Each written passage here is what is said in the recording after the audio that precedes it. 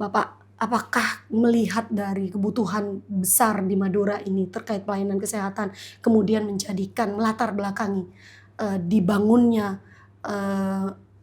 rumah sakit baru yang konon katanya akan menjadi rumah sakit terbesar di Madura? Dari sekarang ini untuk selesai itu masih butuh anggaran sekitar 200 M. Wow. Nah, tahun 20 belum pemenuhan fasilitas. Belum, itu masih gedungnya masih aja, bangunannya. Ya. Tapi juga ada beberapa yang meminta rujukan karena pelayanan, Pak Dokter. Betul. Sejauh ini apa sudah dipikirkan oleh Pak Dokter selaku Direktur RS Muhammad Nur? Tetap bagaimanapun juga bagi saya itu ya yang menentukan rumah sakit ini menjadi bagus atau tidak itu SDM-nya. Menarik sekali Pak Dokter Gitu. kalau kita bicara SDM, apalagi SDM rumah sakit, karena kita tahu banyak sekali masyarakat di Madura yang underestimate pada pelayanan di rumah sakit, khususnya rumah sakit plat merah.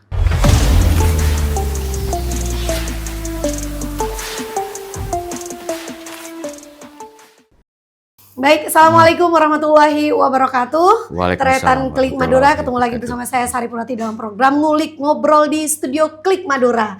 Tentu kalau kita berbicara tentang ngulik, kita pasti mendatangkan narasumber kita. Kalau Tretan Klik Madura bisa melihat beberapa hari sebelumnya, kita sudah berbincang terkait kesehatan dengan Ketua ID Pamekasan dan juga Kepala Dinas Kesehatan Kabupaten Pamekasan. Tentu berbicara tentang kesehatan banyak sekali yang perlu kita bahas. Karena selain pendidikan, kesehatan ini juga menjadi program fundamental yang sangat diperhatikan penuh oleh pemerintah di Republik Indonesia. Khususnya di Kabupaten Pamekasan. Dan hari ini tim Klik Madura, khususnya di program Ngulik Ngobrol di studio Klik Madura, kita sudah bersama Direktur RSUD Muhammad Nur, Dr. Nono Ivantono MMMRS. Selamat pagi Pak Dokter. Selamat pagi. Semangat sehat Pak Dokter. Ya. Aduh luar biasa sekali ternyata mendatangkan Dokter Nono ini sangat di tengah kesibukannya harus reschedule berkali-kali karena memang Dr. Nono sangat banyak sekali kesibukannya. Kalau kita tahu Tretan Klik Madura, RS Muhammad Nur ini tidak hanya di Pamekasan. Memang tempatnya di Pamekasan, tapi melayani seluruh Madura. Begitu kira-kira ya, Pak Dokter. Siap. Baik Pak Dokter. Pak Dokter, kita tahu nih kalau kita bicara kesehatan ini sangat isu yang sangat dinanti-nantikan oleh masyarakat. Ya, karena banyak sekali yang harus kita bahas tentang kesehatan, apalagi pelayanan kesehatan. Ya. Pak, kita tahu Pak Dokter, kebutuhan pelayanan kesehatan itu sangat banyak sekali di Pamekasan, di Madura, apalagi Muhammad Nur milik Provinsi Jawa Timur. Ya. Bapak, apakah melihat dari kebutuhan besar di Madura ini terkait pelayanan kesehatan, kemudian menjadikan melatar belakangi dibangunnya rumah sakit baru yang konon katanya akan menjadi rumah sakit terbesar di Madura? Oke. Iya. Sebenarnya begini, kita ya Rumah Sakit Muhammad Nur ini memang UUBK-nya Provinsi Jawa Timur. Betul. Ada juga rumah sakit ya miliknya Pemkab Pamekasan kan ya, RSUD Selamat Martodirjo. Nah sebetulnya sih dasarnya bukan karena kebutuhan yang sangat banyak sehingga perlu ditekan, tidak. Rumah sakit Muhammad Nur ya dikembangkan, rencananya kita relokasi ya, yang pembangunan saat ini sudah mau proses relokasi ya? Sedang berlangsung, masih lama relokasinya. Masih lama ya? Relokasi itu pembangunan ini selesai paling cepat itu tahun 2027. Okay. Akhir 2027. Maaf, 2026 akhir. Iya, nah, 2027 awal insya Allah beroperasi di lokasi yang baru.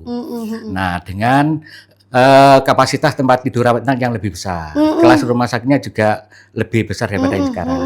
Kalau yang sekarang ini kelas C, nanti akan menjadi kelas B. Itu setara dengan RSUD Smart. Dengan RSUD Selamat, sesama-sama kelas B. Nah, awal ya, bagaimana sih, kenapa sih kok didirikan rumah sakit di tempat yang baru? Ya, karena saat itu ya, ini saya nggak ngomong soal kampanye ya, nggak ngomong soal kampanye. Ini bermula,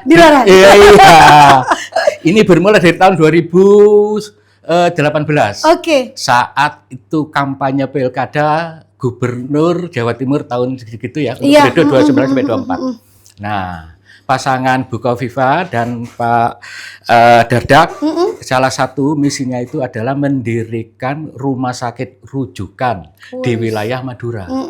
Saat itu belum ada. Di Madura ini rujukan ya untuk pasien-pasien yang tidak bisa ditangani di rumah sakit di Sumeneb, ya di Pamekasan, Sampang, Bangkalan itu akan dirujuk ke Surabaya. Sutomo ya? Sutomo terutama. Padahal di Sutomo itu sudah overload. Nah itu akhirnya saat itu ya Bu Kofifa dan Pak Yul bagaimana seandainya kalau di Madura itu didirikan rumah sakit yang bisa menampung rujukan itu biar beban yang di Surabaya, di Jawa itu lebih ringan. Iya betul. Nah itulah. Nah pada saat beliau terpilih itu masuk ke rencana direalisasikan. Tetapi karena untuk membangun rumah sakit yang sebesar itu perlu biaya yang juga gede ya. Pada saat kami membuat master plan ya, bukan kami yang buat ya, konsultan yang buat. Betul. Itu butuh sekitar 460 M. Wow. Itu untuk hitung-hitungan tahun 2019. Oh belum sekarang. Sekarang menjadi berapa? Iya. Makanya akhirnya dalam kurun waktu 5 tahun masa pemerintahan beliau itu belum bisa selesai. Ya itu tadi insya Allah nanti akan selesai di tahun 26 akhir, 27 awal. Sehingga harapannya nanti masyarakat yang selama ini mungkin lebih senang berobat di Jawa ya, di Surabaya, di Malang dan sekitarnya itu nggak perlu jauh-jauh. Mungkin yang khusus untuk Pamekasan ya, Sumeneb yang sebelah timur mungkin bisa ke sini. Yang Sampang pun apalagi yang berbatasan. Sampang masih bisa berdekatan. Yang berbatasan ya. Yang sebelah Sampang bagian timur juga bisa berobat ke Pamekasan. Jadi Sutomo tidak sampai overload. Tidak overload. Gitu ya. Masyarakat nggak sampai antri lama. Tidak perlu biaya hidup umpama ada keluarganya yang opname di Surabaya. Itu kan juga beban tersendiri juga walaupun mungkin mereka sudah tercover oleh BPJS. Oke. Itu Pak Dokter, dengan anggaran yang cukup besar, saat ini progres pembangunan rumah sakit yang baru seperti apa Pak Dokter? Ya, jadi kalau kita dari keseluruhan tahapan itu ada tahapan ada 5. Ya, awalnya kami itu merencanakan kalau bisa ya cukup 1 tahun lah selesai semua, gitu loh, sehingga masyarakat itu bisa merasakan manfaatnya langsung kan begitu. Ternyata nggak bisa seperti itu. Akhirnya ada plan B. Yang pertama itu strukturnya dulu diselesaikan. Nah, itu yang kami terapkan, strukturnya dulu, baru sisanya nanti penyelesaiannya. Nah, masalahnya penyelesaiannya ini ternyata nggak bisa cukup 1 tahapan. 3 tahapan, sehingga ada 5 tahapan. Yang pertama itu tahun 2021 itu pengurukan. Karena lahan yang untuk pembangunan rumah sakit ini itu lebih rendah daripada jalan raya. Nah, apalagi nanti kalau kita bikin asnya titik nolnya itu di Jalan Trunojoyo ya. Iya, betul. Turunnya itu ada yang sampai nguruknya itu 165 cm. Waduh. Pengurukannya. Dengan luas lahannya 6 hektar. Luas lahan 6 hektar mau diuruk. Itu yang terdalam urukannya segitu, yang terendah itu 40 cm urukannya. Itu dilaksanakan tahun 2021. 22 itu zong. Anggarannya ke Covid semua soalnya.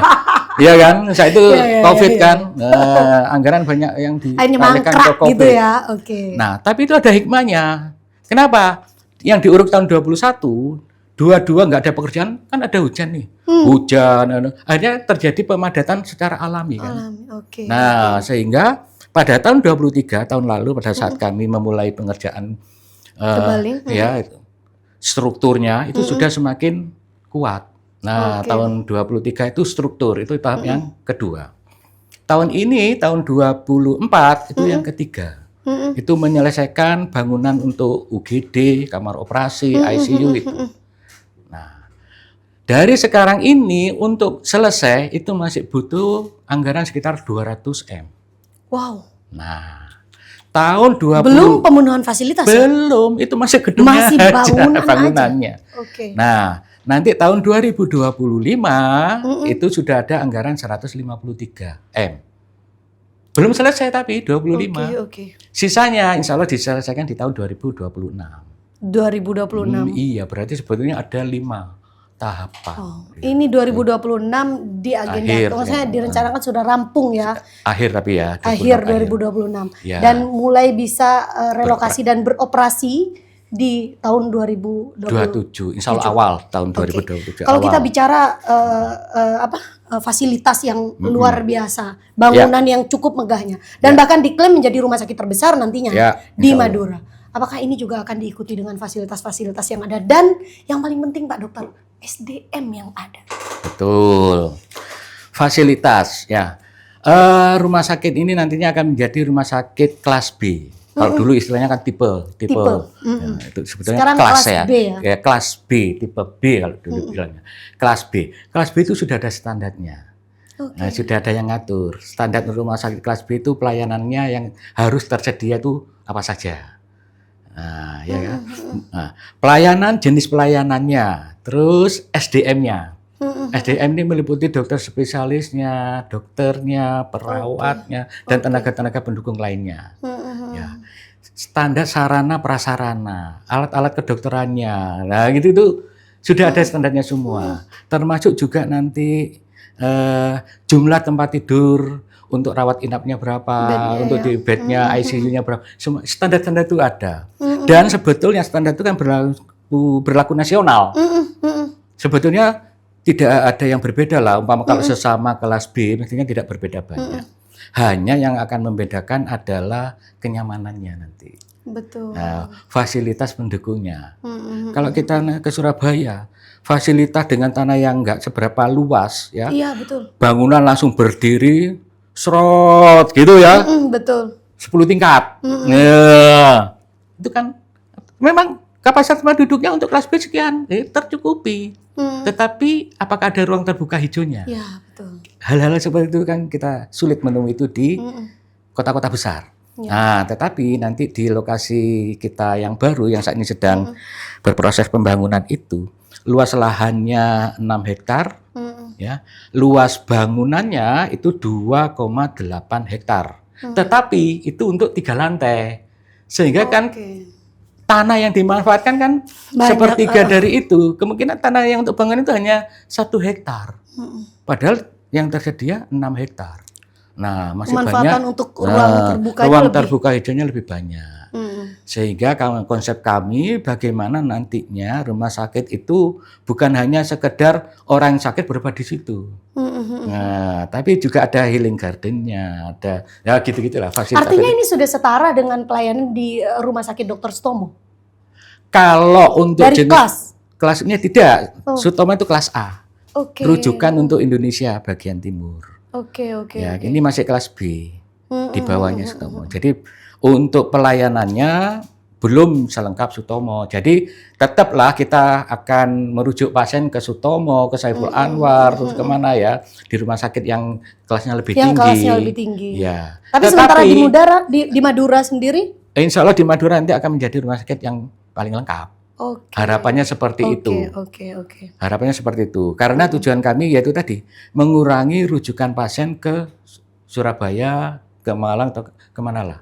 Kalau rumah sakit di Surabaya itu tujuannya yang rame ya ini ya, jangan sampai berobat ke luar negeri. Kalau kami cukuplah berobat di Madura, gitu aja. Menarik sekali Pak Dokter tadi menyampaikan mengurangi rujukan ke luar Madura, Surabaya atau Malang, daerah kota-kota sekitarnya. Yang pasti tujuannya adalah mengurangi rujukan dari Madura ke luar Madura. Tentunya kalau mengurangi rujukan, kita tahu bahwa masyarakat Madura tidak hanya meminta rujukan hanya karena fasilitas. Tapi juga ada beberapa yang meminta rujukan karena pelayanan, Pak Dokter. Sejauh ini apa sudah dipikirkan oleh Pak Dokter selaku Direktur RS Muhammad Nur? Ya. Saat ini kita pun juga sudah berbicara tentang itu ya, tentang kualitas pelayanan. Baik. Ya, tentang kualitas pelayanan. Sama-sama ya, rumah sakit kami sekarang ini kelas C ya. Kami sekarang kelas C. Kami sekarang kelas C dan di Pamekasan saat ini tidak ada rumah sakit kelas C lainnya yang ada rumah sakit yang kelas D dan di atasnya kelas B. Ya. Saya kalau pesan ke teman-teman, sama-sama ya kita, dokternya itu sama. Kita tidak saat ini masih belum bisa memenuhi semua spesialis. Betul. Masih ada spesialis yang berasal dari rumah sakit lain. Betul. Ya. Nah, ada spesialis dari rumah sakit lain juga pernah di tempat kita. Nah, tetapi ternyata ya dengan pelayanan yang berbeda, karena yang terlibat untuk pelayanan kan bukan hanya si dokter ini saja kan. Ya. Kalau secara skill individu, kompetensi individu sama. Iya. Ya kan? Betul. Orangnya sama kok.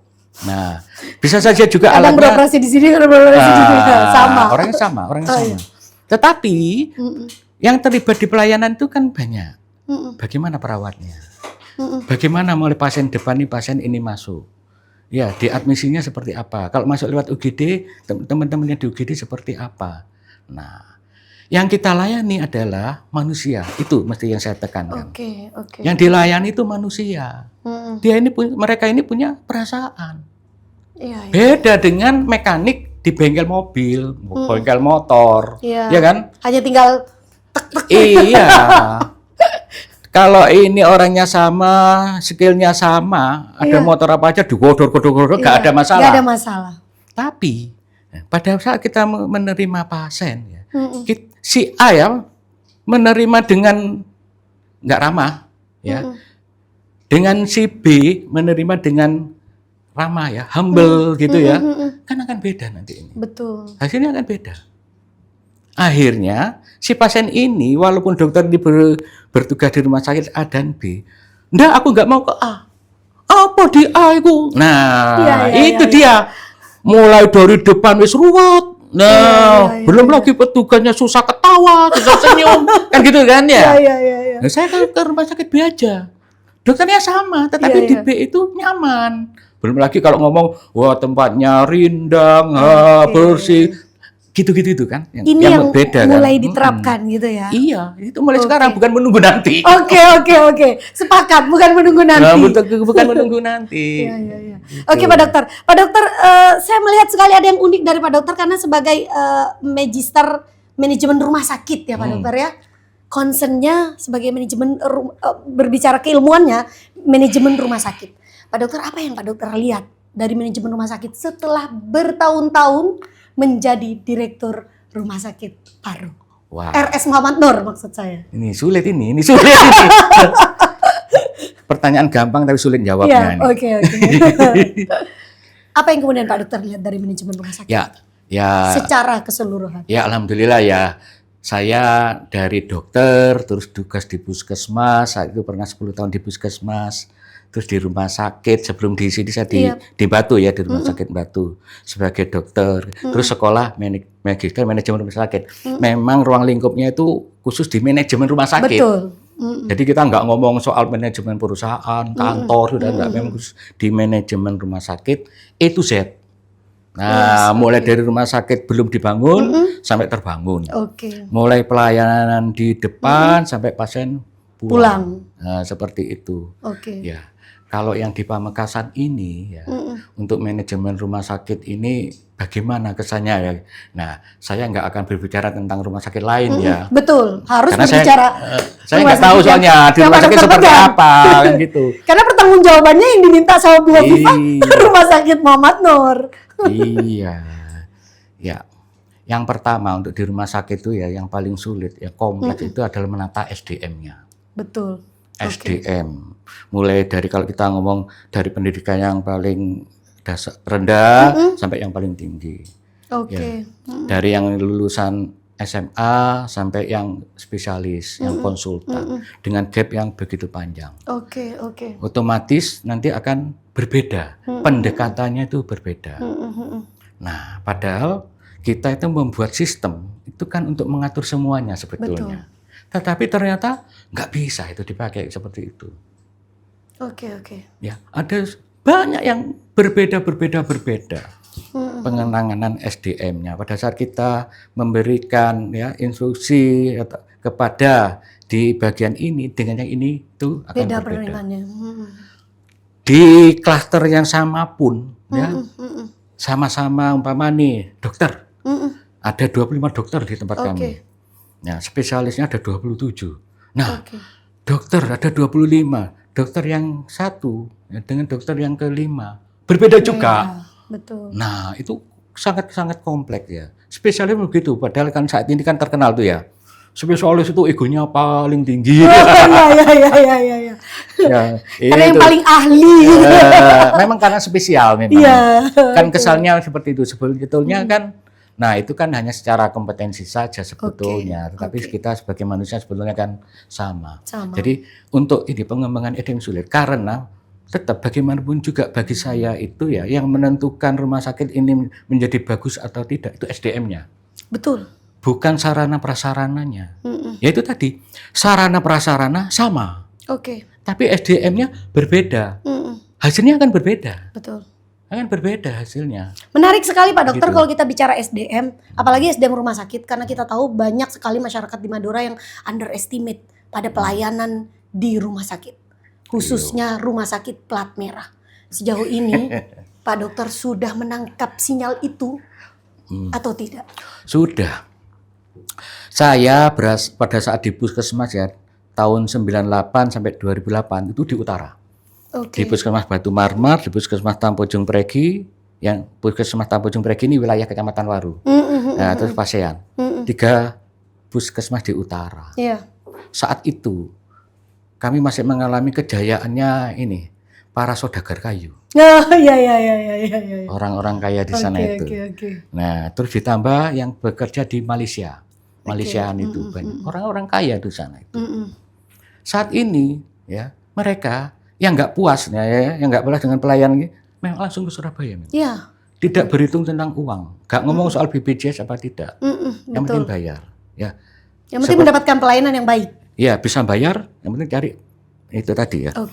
Pelayanan yang baik itu seperti apa. Dan ini juga menjadi tantangan bagi kami. Kenapa? Karena mereka ini akhirnya membandingkan pelayanan yang diterima, umpama nih ya, di Surabaya nih. Iya, betul. Ya, PHC, Rumah Sakit Pelabuhan, yang sering diterima itu kan PHC. Ya. Atau Siloam, lebih atau Siloam, ya. Membandingkan dengan yang di sini. Dengan RSUD. Kalau di Pamekasan bisa dengan Smart. Bisa dengan Marmor, atau di Waru, ada 3 RSUD plat merah di sini. Dibandingkan dengan gitu. Nah, akhirnya kita ngomong, loh jangan dibandingkan kami dengan mereka. Nah, gitu kan, nanti kan. Loh. Pembelaan ya. Padahal tidak juga. Tidak juga.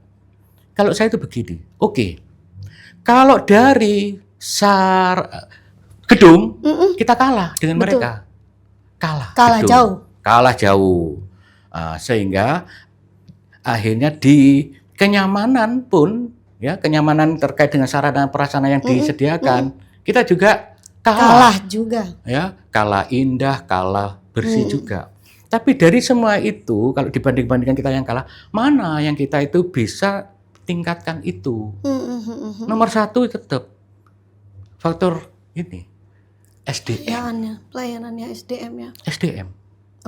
Nah, kalau di sana ya mereka ya yang orang-orang kayak tadi nyaman di sana karena di sana itu ramah, berarti masa kita nggak bisa ramah? Ramah itu tidak perlu duit loh. Kan begitu kan? Betul. Tidak perlu duit. Hanya mencoba kita itu, ayo kita berkaca ngomong. Kita lihat sendiri, kita sudah ramah apa belum ngomong kita itu. Iya. Atau, ya anak kita, teman kita suruh melihat kita lah. Kamu biasanya kayak gitu gimana? Nah, kan? Atau ya, umpama nih. Iya. Gini aja, pada saat temanmu melayani pasien seperti apa? Video. Kayak gitu. Video. Setelah itu tontonkan ke dia, biar dia tahu, tadi aku tuh seperti itu ya. Nah, dia akan bisa menilai, iya nggak nyaman ternyata seperti itu. Saat ini hal-hal seperti itu kan tidak. Apalagi kalau yang kita lakukan setiap hari itu sudah menjadi kebiasaan. Akhirnya kita merasa biasa, orang lain tidak merasa biasa. Akhirnya muncullah perawatnya ketus, dokternya tidak ramah. Karena mungkin sehari-harinya dia tuh seperti itu dan tidak ada yang memberikan ini ya masukan ke dia. Betul Pak Dokter. Nggak bisa menilai dirinya sendiri. Nah, kadang kita perlu berkaca. Bagi saya tidak. Bukan hanya berkaca. Pada saat nilai yang kita pakai itu nggak benar. Mohon maaf ini. Dulu tuh viral yang ini ibu-ibu ya. Mohon maaf ibu-ibu ini ya. Ini analogi saja. Ibu-ibu sing pakai apa? Ini kerudung. Iya. Pun unta. Cus sebegini. Iya, ya. Untung sering nggak bunuh unta. Nah, satu. Terus kedua yang pakai make up ini dikerok, yang ini posisinya naik 2 cm di sini. Enggak juga ya. Oh, enggak. Yang ibu-ibu yang dulu. Okay. Yang naik seperti ini. Oke. Apakah dia ini tidak berkaca? Berkaca dia itu. Iya, tapi patut menurut dirinya. Nah, itu dia. Dia berkaca. Seret. Baik menurut dia. Tapi itu tadi nilai yang dia anut tidak benar. Satu. Kedua, yang sini penuh unta setinggi ini. Apakah dia nggak berkaca pada waktu itu? Berkaca. Tapi bagi dia itu baik, bagus. Maka diterapkanlah itu. Tapi bagi orang lain, apakah itu bagus? Iya. Itu dia. Nah, akhirnya kita tidak hanya berkaca, ya, introspeksi tidak, tapi orang lain lah yang akan menilai. Itu yang akan bisa mengukur seberapa layakkah sebetulnya si pelayanan kita berikan. Makanya kalau yang dari saya mencari di sana, sebenarnya apa yang dicari?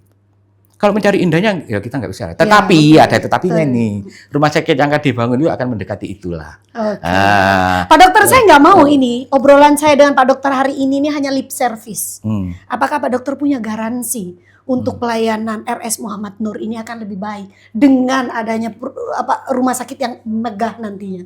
Ya, itu pun sebetulnya bukan hanya akan kami buktikan nanti.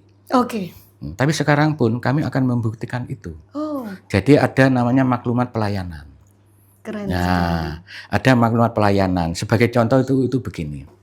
Umpama pelayanan di UGD kami ya, itu SPM-nya, standar pelayanan minimalnya itu waktu ya. Respon time-nya itu 5 menit. Itu dilayani oleh dokter. Wow. Nah, itu akan 5 menit ya? Kami publish itu nanti. Sehingga pada saat ada umpama nih Mbak Sari nih bawa tetangganya ke UGD RSMN lebih 5 menit ya belum dilayani, nah dokter bisa komplain. Nah, akan kami tindak lanjuti. Karena katanya 5 menit, ini kok 10 menit belum. Nah, secara internal kami ayo ini harus dipenuhi.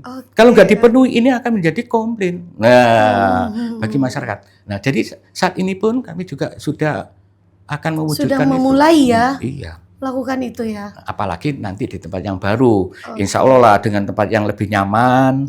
Artinya sudah tidak ada yang ketus-ketus ya. Nyaman loh tempatnya. Suasana hatinya kan juga akan berbeda. Kalau sekarang memang sumpah, kalau bahasa Jawanya itu sumpah, nggak tahu bahasa Maduranya apa sumpah.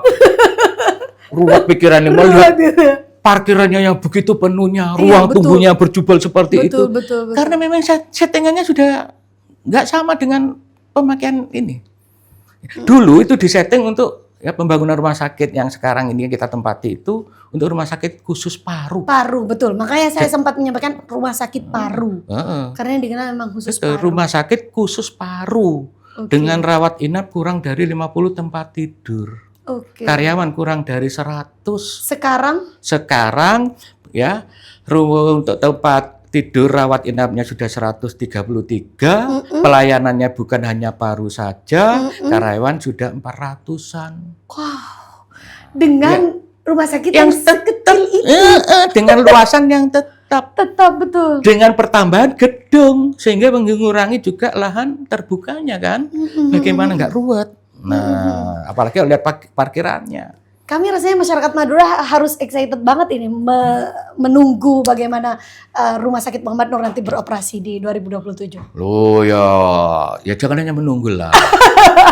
Juga dibantu doanya gitu loh. Baik, apa harapan Pak Nono nanti setelah RS Muhammad Nur ini dengan wajah yang baru, dengan layanan yang baru, apa harapan Pak? Ya, nomor 1 yang pertama ada untuk masyarakat Pamekasan dan pada khususnya Madura pada umumnya ya bisa memberikan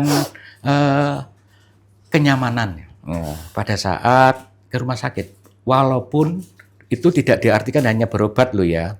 Nah, tidak hanya berobat. Jadi mudah-mudahan bisa dimanfaatkan lagi, bukan hanya sekedar berobat, bukan hanya sekedar saat sakit, tetapi pada saat sehat pun bisa memanfaatkan fasilitas yang kami miliki. Ya. Orang yang bagus itu kan sebelum sakit sudah ke rumah sakit. Iya, betul. Sebelum preventifnya sakit, ya. Nah, kalau kita itu ngomong sakit terus, mau dibangun rumah sakit kayak apapun, tempat tidur sebanyak apapun, tetap akan penuh. Kalau preventif promotifnya nggak jalan. Nah ini muatannya Dinkes sebetulnya ini. Iya. Jadi harapan saya nanti itu setelah jadi masyarakat yang dulunya mencari kenyamanan sampai keluar Madura ya, sudah nggak perlu lagi ke sana, cukup di Pamekasan saja.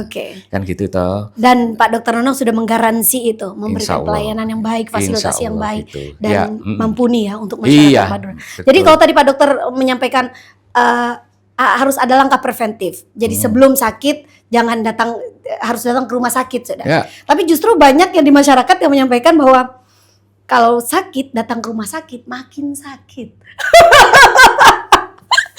Saking pelayanannya. Bisa. Begitu.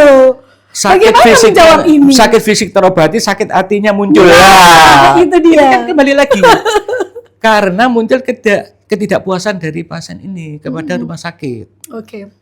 Yang terbanyak memang ya keluhan itu sebetulnya termasuk ini pada saat survei kepuasan masyarakat ya IKM kami itu yang kami edarkan. Itu yang untuk saat ini yang banyak malah sarprasnya. Sarprasnya. Bukan di SDM. Bukan SDM ya. Bukan keremana atau sarana dan prasarana. Nah, kalau menurut saya, kalau itu di sarpras atau apa-apa itu masalahnya di situ sebetulnya kan lebih mudah. Lebih mudah mengatasi itu. Kenapa? Itu hanya tergantung duit sebetulnya. Iya. Ada duit bisa bangun, bisa memperbaiki, bisa mempercantik. Sebetulnya itu. Tapi kalau SDM keramahan sulit ini. Humble itu susah sekali. Apalagi kalau dalihnya itu, loh aku tuh memang sifatnya seperti itu, nggak bisa berubah. Nah itu yang saya nggak mau alasan seperti itu. Saya nggak mau. Kenapa? Kamu yang hanya seorang tidak bisa berubah. Orang lain yang berinteraksi dengan kamu, yang jumlahnya ribuan, yang harus menerima kamu, yang nggak bisa lah. Kamu berubah menjadi baik, akan membuat baik hubungannya dengan yang ribuan orang tadi. Bukan mereka yang harus memahami karaktermu, kan gitu toh. Nek kowe gak bener, kalau kamu gak betul, ya kamu harus memperbaiki diri. Itu memang kalau mereka pada SDM-nya ini yang bikin sakit hati mungkin. Baik Pak No, ini Pak Dokter ini pertanyaan terakhir ya Pak Dokter. Barangkali ini pertanyaan terakhir karena kita tahu bahwa menjadi direktur Rumah Sakit Muhammad Nur bukan jabatan yang permanen. Barangkali Pak Nur bisa dipindah atau mungkin pensiun, sudah bukan masanya lagi. Apa yang kemudian Pak Nur tinggalkan untuk menggaransi bahwa apa yang Pak Nur sudah tinggalkan ini akan dipakai selamanya? Ya, saya ingat tuh ya perkataan guru-guru saya. Pemimpin yang berhasil itu adalah pemimpin yang berhasil juga menyiapkan kader-kader penggantinya. Sehingga estafet itu bisa berjalan. Nah, itu yang saya laksanakan. Jadi siapa ya roadmap-nya rumah sakit ini itu bukan saya saja yang pegang. Betul.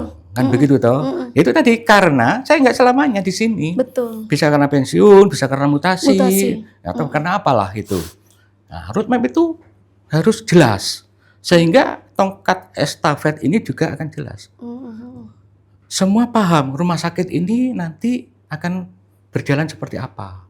Makanya Renstra gitu-gitu itu kan juga harus ada rencana jangka 5 tahun ini seperti apa. Ini rumah sakit ini mau dibawa kemana? SOP-nya jelas ya. Pelayanan nantinya seperti apa itu sudah ada. Sehingga nih pada saat saya ini nanti yang akan mengganti mungkin si ini gitu. Itu karena itu kan bukan kewenangan saya untuk menunjukkan. Tapi kan saya sudah menyiapkan. Kadernya nanti siapa itu sudah ada. Kalau ini naik yang menggantikan ini nanti siapa? Yang mengganti ini siapa? Itu harus sudah ada itu. Dan saat ini itu sudah ada. Terlepas dari nanti siapa yang akan menggantikan, karena yang menentukan itu bukan saya lagi. Oke, ada closing statement yang mau disampaikan Pak Dokter pada seluruh masyarakat Madura yang nantinya akan menggunakan fasilitas Rumah Sakit Muhammad Nur ini? Iya. Ya, sebelumnya saya mengucapkan terima kasih dulu kepada tretan-tretan Madura ini ya. Ya.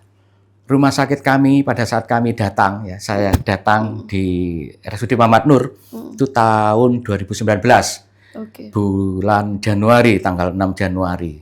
Dengan pelayanan saat itu seperti apa ya.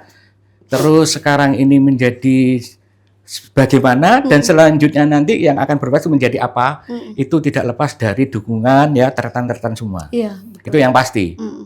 Lah kita rumah sakit bagus, ya pelayanan bagus. Kalau masyarakat tidak percaya, iya betul. Ya juga nggak akan dimanfaatkan rumah sakit itu. Utility-nya akan rendah.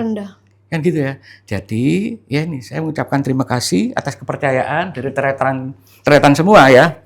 Ya.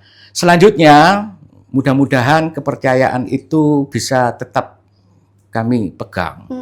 Ya kami pertahankan ya sehingga tretan-tretan Madura yang memanfaatkan layanan di RS Muhammad Nur, RSUD Muhammad Nur, kalau kami itu terkenal dengan RSMN ya. RSMN. Di RSMN ini akan semakin yakin loh kalau memang memang di RSMN itu memang oke pelayanannya. Kalau memang di situ sudah ada, kalau selama ini aku berobat umpama ke Surabaya kemana ya ngapain jauh-jauh. Ya lebih baik mungkin bisa ke RSMN aja. Apalagi pada saat insya Allah ya di awal 2027 di lokasi yang baru dengan rumah sakit yang lahannya lebih luas, lebih nyaman, insya Allah juga akan lebih nyaman juga bagi tretan-tretan semua yang memanfaatkan layanan di Rumah Sakit Muhammad Nur. Saya kira seperti itu. Baik, terima kasih. Kita pastinya ingin sehat dong. Nggak apa-apa nggak berkunjung ke RSMN, nggak apa-apa. Healing, kan tadi kamu healing saya ya. Bukan sakit saja, healing. Baik, terima kasih Pak Dokter. Terima kasih sudah berbagi cerita dan juga tentunya ini saya sampaikan sekali lagi pada tretan Klik Madura bahwa apa yang disampaikan Pak Dokter sebagai Direktur Rumah Sakit Muhammad Nur tidak hanya lip service. Jadi ini menjadi catatan bagi kita semuanya untuk ikut mengawasi apakah benar layanan kesehatan di RSMN sudah masuk sebagai standarisasi layanan yang baik sebagai rumah sakit tipe C yang nanti juga akan naik menjadi tipe B. Terima kasih tretan Klik Madura sudah menonton obrolan kita di Ngulik Ngobrol di Studio Klik Madura. Kita jumpa lagi pada episode Ngulik mendatang tentunya dengan narasumber yang lainnya. Terima kasih Pak Dokter. Assalamualaikum warahmatullahi wabarakatuh. Waalaikumsalam warahmatullahi wabarakatuh.